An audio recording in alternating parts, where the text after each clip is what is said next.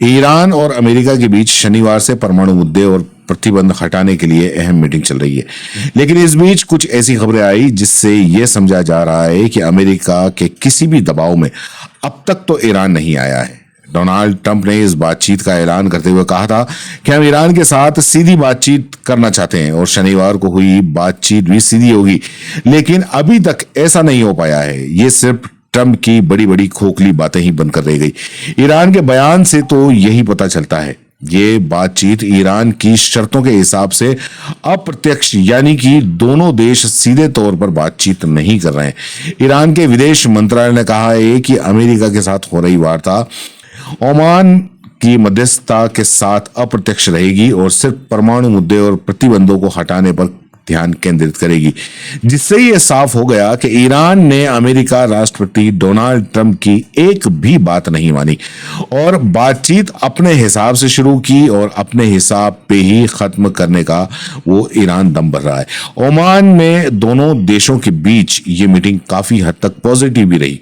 राष्ट्रपति Donald Trump के विशेष दूत स्टीव विटकॉफ और ईरान के विदेश मंत्री की इस बैठक को व्हाइट हाउस ने एक कदम आगे बताया। ओमान के सहयोग से हुई इस बातचीत को दोनों पक्ष लाभकारी मानते हैं, आगे की बातचीत के लिए भी सहमत हैं और बैठक को लेकर विदेश मंत्रालय के प्रवक्ता इस्माइल बोकाई ने सरकारी टीवी पर दिए एक इंटरव्यू में कहा कि बातचीत अप्रत्यक्ष रूप से जारी रहेगी, ओमान मध्यस्थता में बना रहेगा, लेकिन हम भविष्य की वार्ता की जगह चर्चा कर रहे हैं।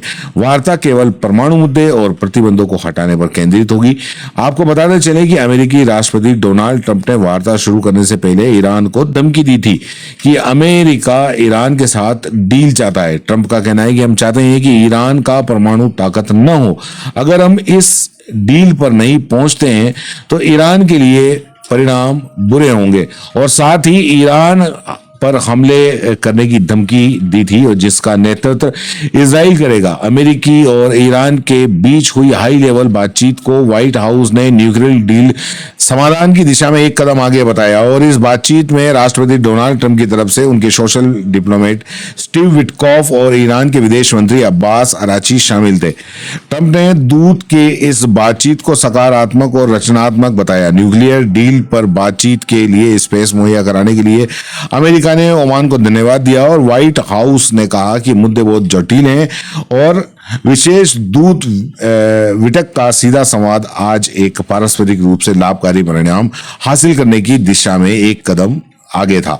दोनों पक्षों ने शनिवार को फिर से मिलने पर सहमति जताई। आपको बताते चले कि ईरान और अमेरिका के बीच में ये बातचीत ऐसे समय पर हुई जब ट्रंप ने चेतावनी दी थी कि अगर कूटनीति का रास्ता विफल रहा तो मिलिट्री एक्शन लिया जाएगा। इसके बाद ईरान की तरफ से बयान आया था कि बातचीत के लिए धमकी देने की जरूरत नहीं है और उसके बाद बातचीत का स्पेस सुप्रीम लीडर ने कहा था कि वह अमेरिका को बातचीत का एक मौका देना चाहता है, वरना ईरान भी कम नहीं है। अगर वो लड़ाई करना चाहता है तो वो लड़ाई भी करेगा।